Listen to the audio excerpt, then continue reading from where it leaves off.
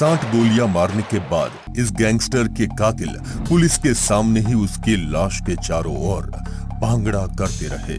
Police custody में होने के बावजूद भी कैसे बड़ी आसानी से किसी का कत्ल किया जा सकता है, ये सब किसी फिल्म का सीन नहीं बल्कि पंजाब में घटी एक सच्ची घटना है।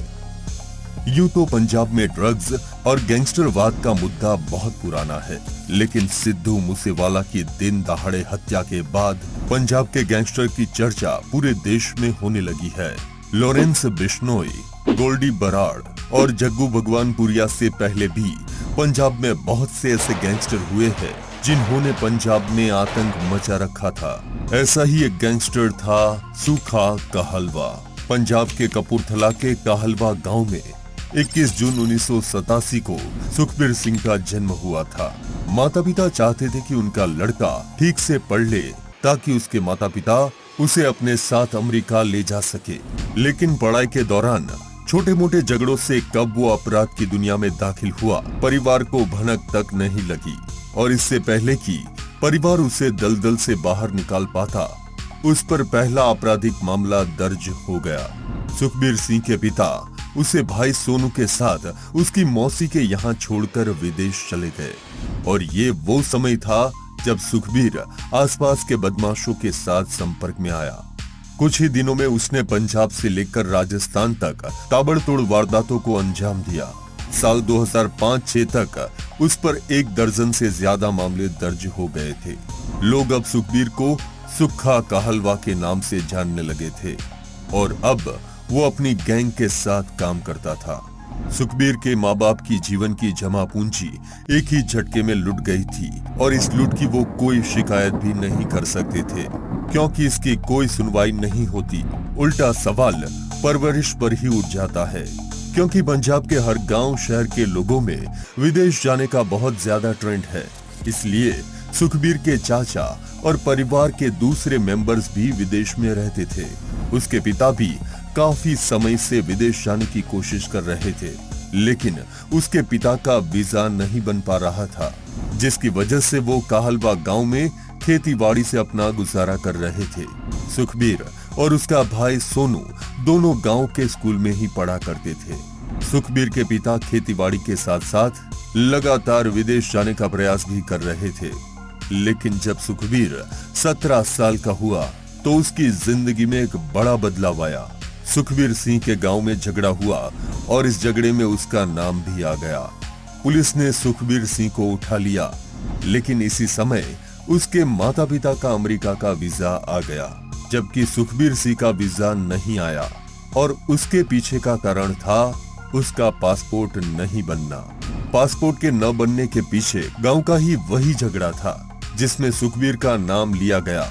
माता पिता सुखबीर सिंह को उसकी मौसी और भाई के पास छोड़कर अमेरिका चले गए। सुखबीर सिंह के पिता का ये फैसला उनके बेटे के लिए उनकी जिंदगी का सबसे गलत फैसला था। उन्होंने सोचा कि वो पासपोर्ट बनते ही सुखबीर का वीजा भेज देंगे और उसे अमेरिका बुला लेंगे, लेकिन उन्हें नहीं पता था कि उनका बेटा अपराध की दुनिया में फंस जाएगा। अपराध की दुनिया में आने से पहले सुखबीर को जिंदगी ने एक मौका दिया था, जब उसे एक लड़की से प्यार हो गया था और बात शादी तक पहुंच गई। लड़की किसी रिजॉर्ट के मालिक की बेटी थी। परिवार में रुपए पैसे और संपन्नता की कमी नहीं थी। लड़की के परिवार वाले शादी के लिए राजी नहीं थे, क्योंकि सुखबीर की हैसियत और उनके परिवार की हैसियत में बड़ा अंतर था। लेकिन 21 साल की उम्र में सुखबीर ने उसी लड़की से शादी की जिससे वो प्यार करता था। इसके बाद वो दोनों भी अच्छी जिंदगी की तलाश में विदेश जाने की कोशिशों में लग गए। इस बीच सुखबीर की पत्नी को ऑस्ट्रेलिया का वीजा मिला और वो ऑस्ट्रेलिया चली गई। सुखबीर ने भी किसी तरह वीजा बनवा लिया और ऑस्ट्रेलिया पहुंच गया, लेकिन कुछ समय बाद दोनों में झगड़े होने लगे और वो वापस इंडिया लौट आया। इसके बाद सुखबीर जुर्म की दुनिया में ऐसा डूबा कि कभी बाहर नहीं निकल पाया। सुखबीर पर हत्या, लूट, डकैती और अवैध वसूली के बहुत से मामले दर्ज हो गए और उसे जेल जाना पड़ा। जेल में रहते हुए उसने फेमस होने और दहशत फैलाने के लिए सोशल मीडिया को नया हथियार बनाया।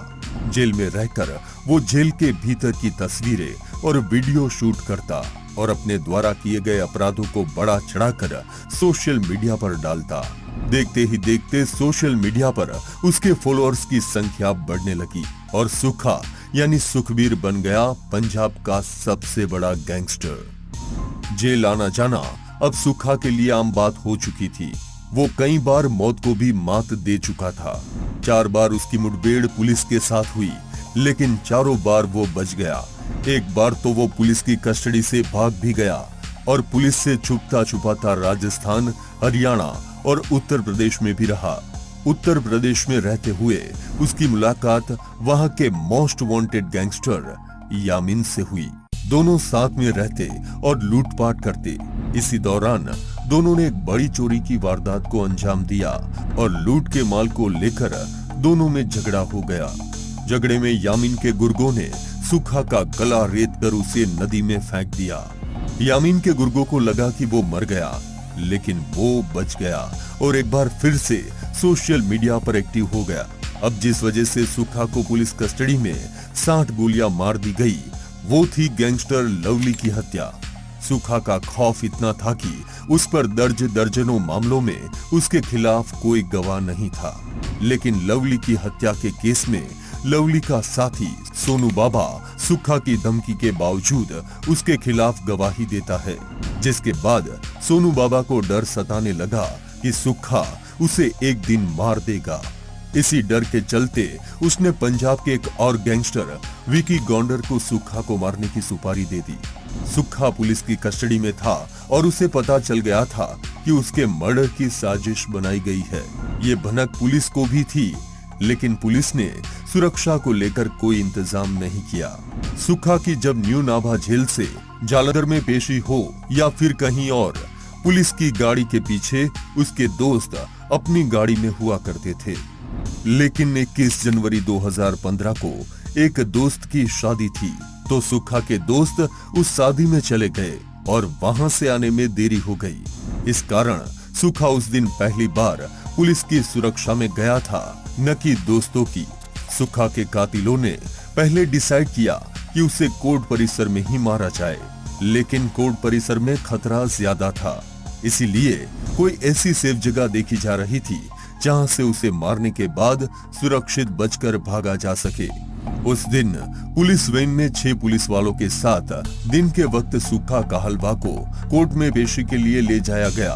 पेशी तो ठीक ठाक हो गई, लेकिन पेशी के बाद जब उसे जेल ले जाया जा रहा था, तो फगवाड़ा के पास 2 एसयूवी पुलिस वैन का रास्ता ब्लॉक कर देती है। पुलिस की गाड़ी को रोककर उसमें मौजूद पुलिस वालों को 15 से 20 लोग हथियारों के दम पर नीचे उतारते हैं और पुलिस वालों के हथियार अपने कब्जे में करके उन्हें एक तरफ खड़ा कर देते हैं।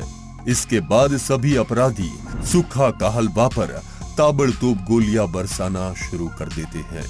7 से 8 मिनट तक गोलियां चलाने के बाद जब उन लोगों को यकीन हो गया कि सुखा मारा गया, तो पुलिस वालों से वैन की चाबी लेकर सुखा काहलवा की लाश को बाहर निकाली जाती है।